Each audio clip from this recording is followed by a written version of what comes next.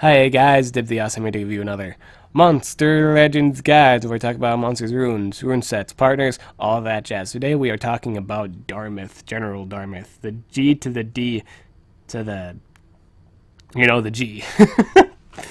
He's my fifth favorite general. Is the fifth one out of the lineup of my favorite generals of Monster Legends. And he's a pretty popular one at that. I mean, like in terms of popularity, this guy's. I'm pretty sure this guy's second. In terms of popularity, people would probably put this guy second, just in terms of fananism. I don't know what word you want to call it, but it's the second compared to Thedes. Thedes is the poster girl of the general, and this is probably the dude version of it, if that makes any sense. uh, this guy's a really strong attacker overall. He's arguably one of the best ones. He's one of the best attackers in the game. Just one of the best. I'm not saying he is the best, but arguably he's one of the best. Despite not having an extra turn double damage move.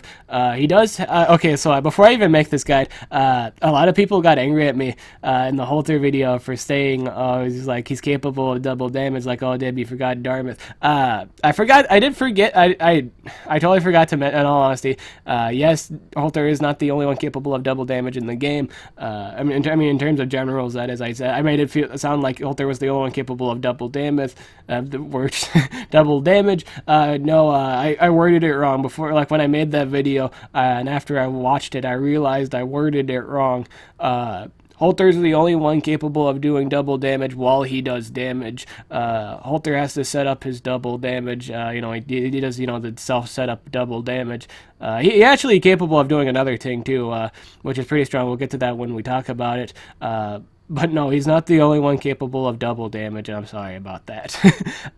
Holter's the only one capable of double damage while doing damage himself. Like while he's not waiting a turn to do damage. He's doing damage now and getting the double damage buff as he's doing so.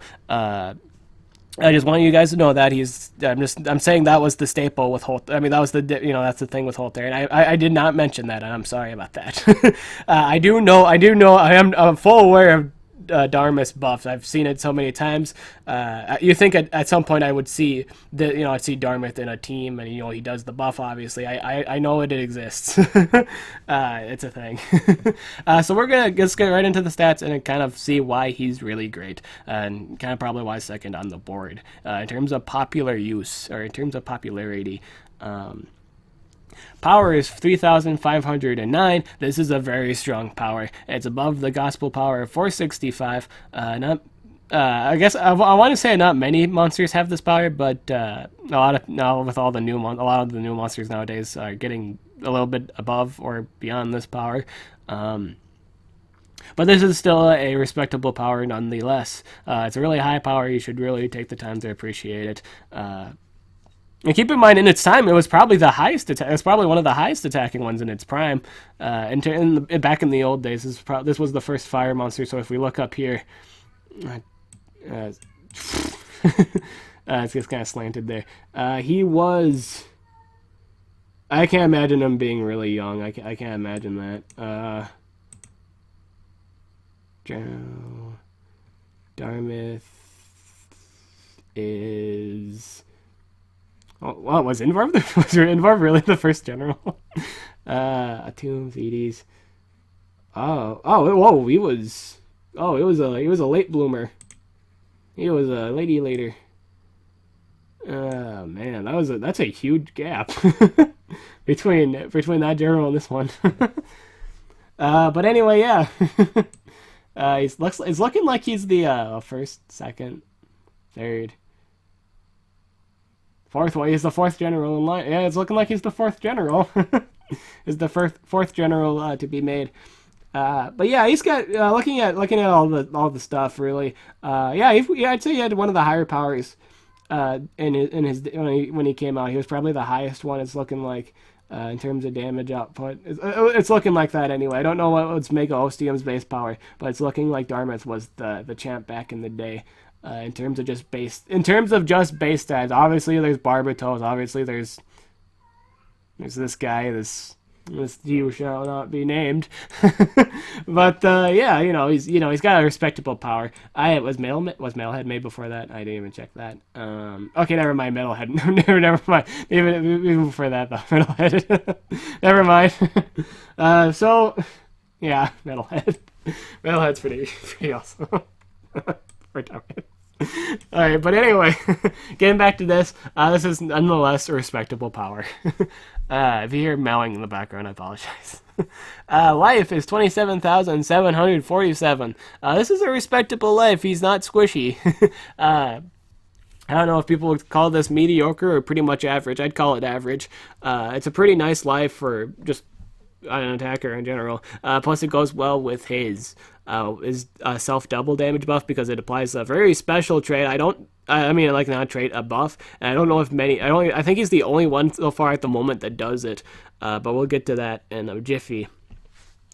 But pretty great life. I will say the extra guy. In all honesty, the extra guy build is so terrifying on this thing.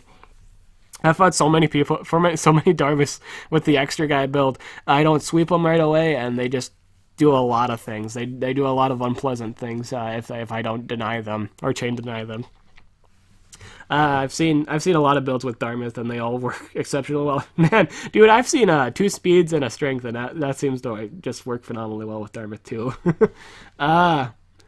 So yeah, the life is pretty alright. Speed is 3,465. This guy is really fast. You wouldn't think this dragon man is fast, but he is exceptionally fast. That's denier speed. He's got top tier denier speed. You could argue that attack power. I like to think about this too a lot. Speed kind of really doesn't matter in terms of attackers. You might kind of more so look at the power and how sustainable it is. Sometimes that matters. Some people really do take into account that the speed does matter. In situations, yeah, it does. In terms of situation, it's situational. In all honesty, it's situational. It depends if you miss your deny or not. You shouldn't look too much into the speed. But this is a really great speed nonetheless. Really great speed.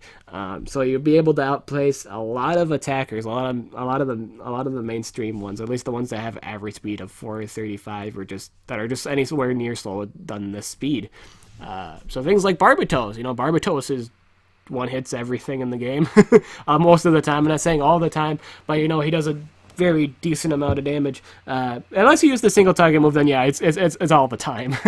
But you get my point. Again, really not. In all honesty, this guy has really great base stats. Really great base stats all around.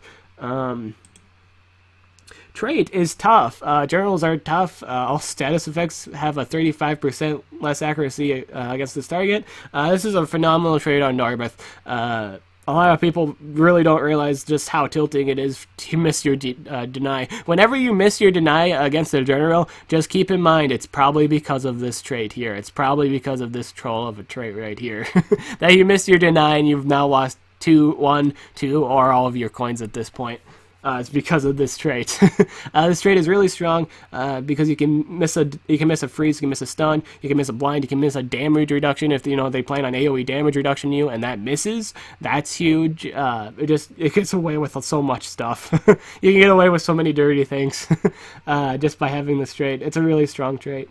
Dragon's Onslaught deals very heavy special damage. This is great. Special damage, so you can use this on fire monsters, and it hurts still.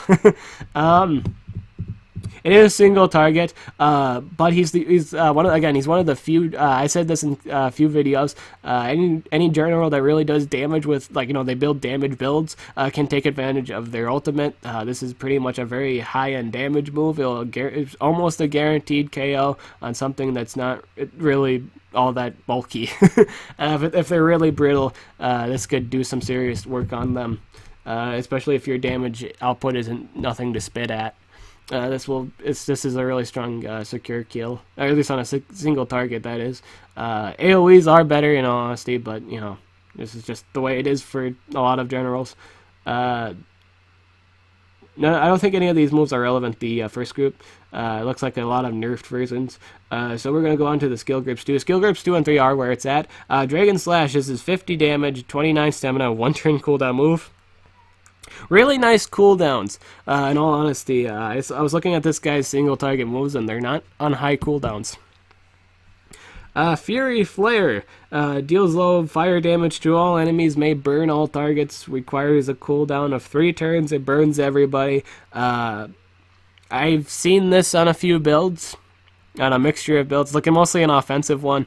It's an okay move to run. I think what most people do, though, is just run Final Flare. I don't know if they actually run it, but this is an option. You may run it. It's, your utility move. A lot of fire monsters are immune to burn, I will say that, but, you just bring this if you're fighting another Darmith. In all honesty, I will say a really downside to Darmith is he can get burned, and a lot of monsters burn. I will say that's the only downside with Darmith. He can be burned. So you can bring this to a Darmith fight, I think, because a lot of people do put Darmith on defense, so that's viable. you can do that. I think I've gotten away with quite a few games just because I was able to burn Darmith. just a few, which is nice. Dragon Soul. Now, I think a lot of people put this move on instead of Fury Flare. Pretty much what it does, it gives you a damage boost and precision to all allies. Requires a cooldown. Personally, I wouldn't. I mean, I'd probably take a while to think of between this one or this one. I think it's just a utility opinion. I mean, like utility preference at that point. Do you want to apply burning, or do you want to apply a buff for everybody? I think that's what it really comes down to in the end. It's pretty much. This is a nice safety move. In the case of the event, you're just blinded constantly. I mean, you're just constantly blinded. You're currently under damage reduction, and you've already used Dragon Berserker. This is a nice backup move just in case of that event. It's just it's just a utility thing. It's totally what it comes down to. Either burn all enemies or just give everybody a damage boost. This can come in handy. I think this can come in handy at times. It just totally depends on what kind of player you are in the long run. Final Slash. This deals heavy special damage, may burn target, requires a cooldown of a single turn. This is nice in all honesty. You run this move, this is your main damage move, is special damage. This works on everybody. I will say that one of the nice things about Darmith is all of his single target moves. Like both of these single target moves right here are single damage, and none of them are 40 damage. They're both 50 and above, which is really nice. You can get away with some really cheeky things in terms of just doing really respectable damage. Is it 60 damage? No. Is the damage still respectable? Net? Yes it is. Final Flare. Final Flare. It's gonna. That's a funny. That's a Final Flare. Behold my Final Flare. Just imagine saying that with a really goofy voice, like some kind of dungeon boss. Aha, you can never get past my Final Flare. Man. I've seen this. This is just the naming, I'm sorry. It's just a funny name. Final Flare. Sounds like a Final Fantasy move. Final Flare. But anyway, this is his 45 damage AoE, 35 stamina, ouch. 4 turn cooldown, also ouch. So the cooldown on this AoE is pretty high.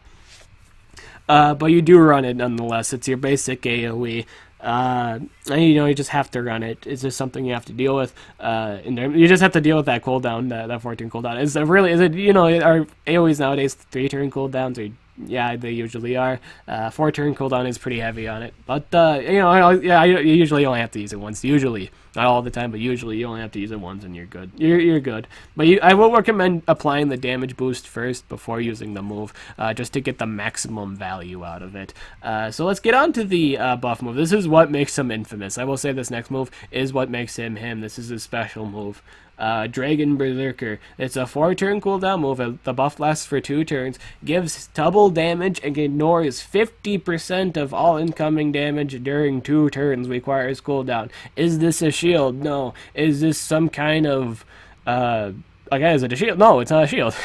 It's no shield. It is no daisy. It is guaranteed. You're taking, if they're double damage, they're taking half of the double damage. So essentially, they're doing half of double damage. You're doing 1.5 more damage.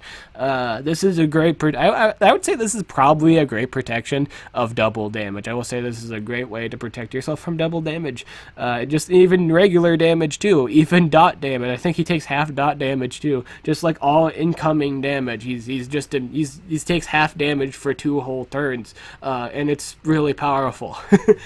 If you're I will say, if you're not fighting a brittle Darmith, as if Darmith is like extra guy and is running really respectable high runes, and he does actually get to do this before the DOTs actually go off, it's going to be a long game. It's either going to be a while, it's going to be short, because he could possibly kill you too. He could possibly do that if you don't deny him or get rid of the buffs before he moves again. This is nothing to spit at. If he sets up double damage and he does hit you, you're taking a lot of damage. His base stat and power is great to begin with, 3,509. And if he's hitting you with double damage, it is not a soft blow. He's going to hurt you a lot unless you do damage reduction on him or just something to wear him down or just remove the buff. You have to keep him at bay and at check when he actually does do that. You can't just like, in all honesty, if he has this buff up and you haven't touched him yet, he will not go. He will be there for 2 turns.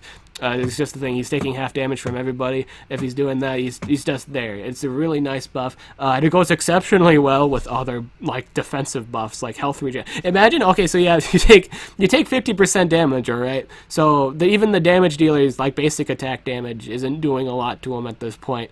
And he's healing. If he has regen on him, he's healing 20% back. So he just doesn't care. He doesn't care for 2 turns. If he has any regen, he's there. You can't do anything about it except deny him. You can hopefully deny him.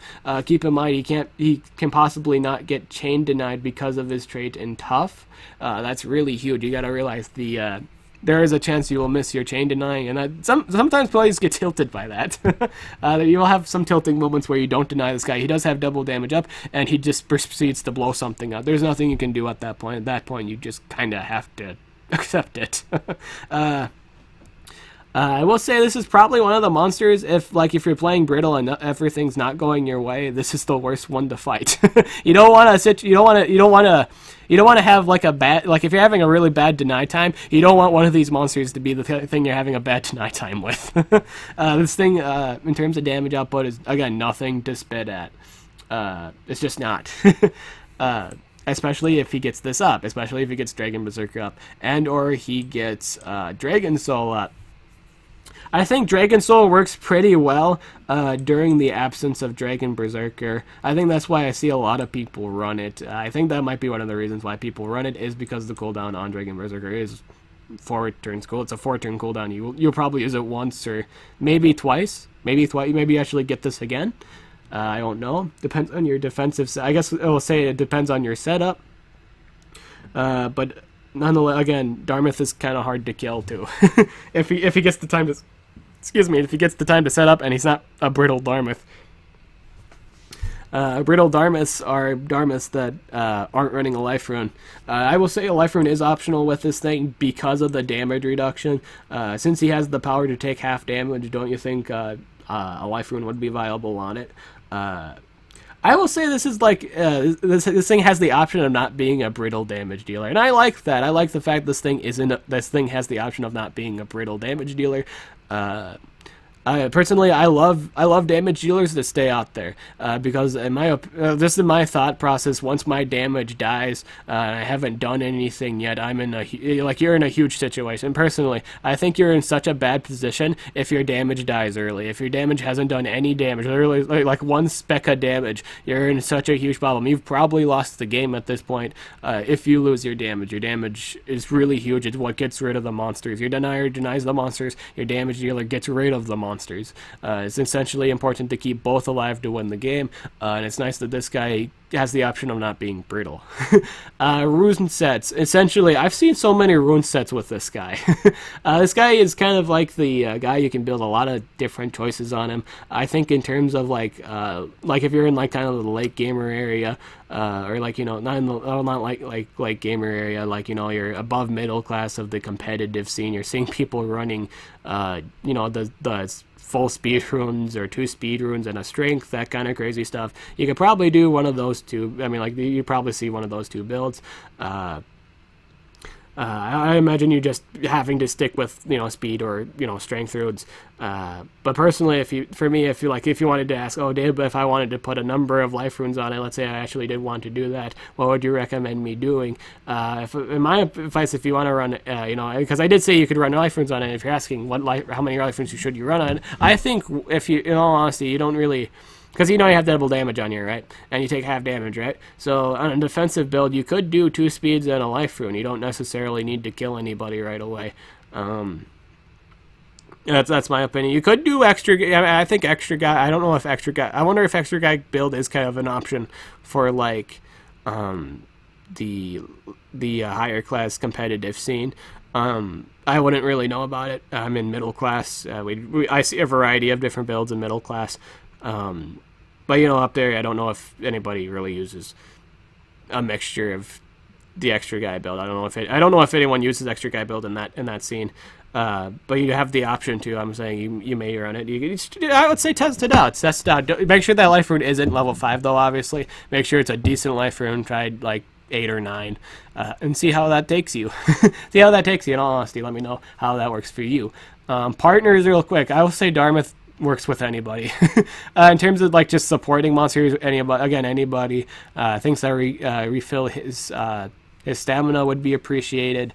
So things like Thedes, Lux, or like Incognita, or just they get that stamina refill. Deniers. Deniers real quick. Virtually any denier.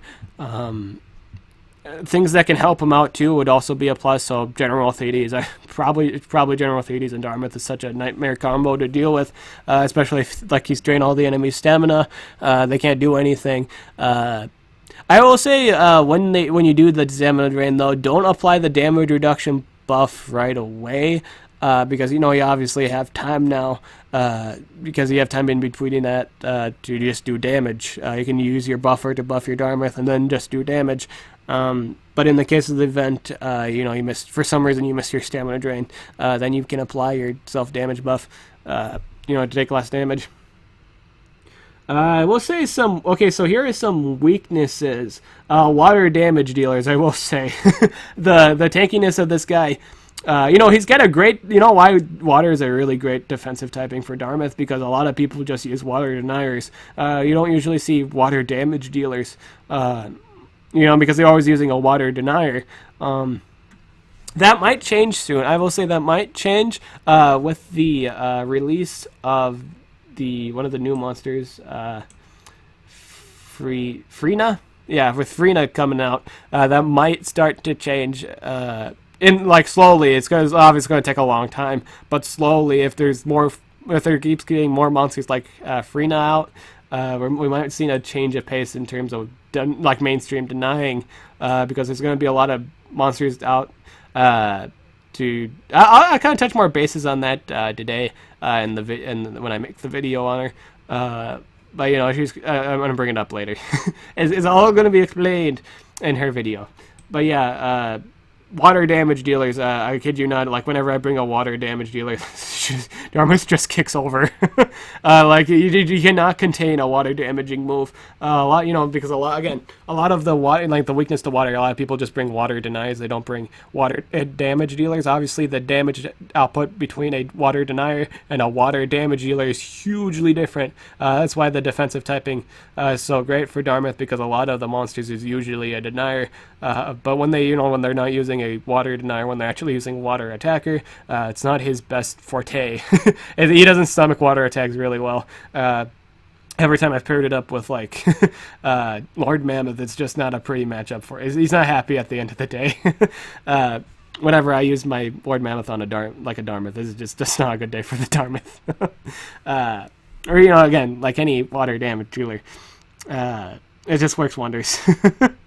So that's a weakness with Darmith, water damage. I will say having to just set up, and he has to take a turn to set up. For a lot of comp situations, especially for uncommon and common wars, you might not have more than 2 turns to set. So you might not have more than 2 turns to set up. Obviously, since you're taking that turn to set up that double damage, you gotta make sure you can obviously chain deny that. You gotta make sure your Darmith can go. So like you gotta make sure your Darmith's faster than the other enemy Darmith. I'm assuming it's probably gonna be another Darmith that you're attacking. You gotta make sure he's fast enough, and you gotta make sure you can kill him first, and then your other monster can deny the other.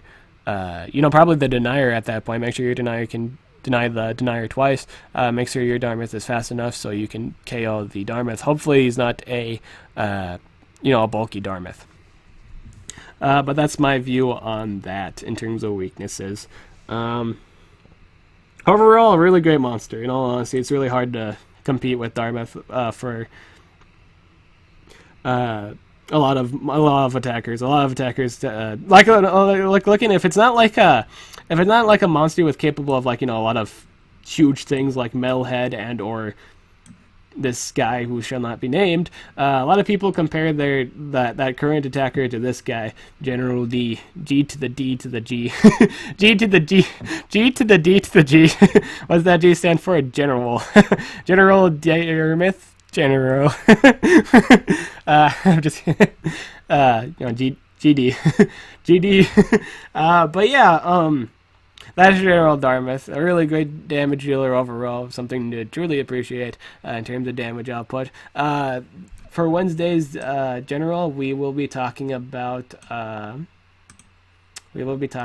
Nishant. I do believe it's Nishant, and then after Nishant, we're gonna do General Shananar. Shananar is gonna be next, and then the last one will be.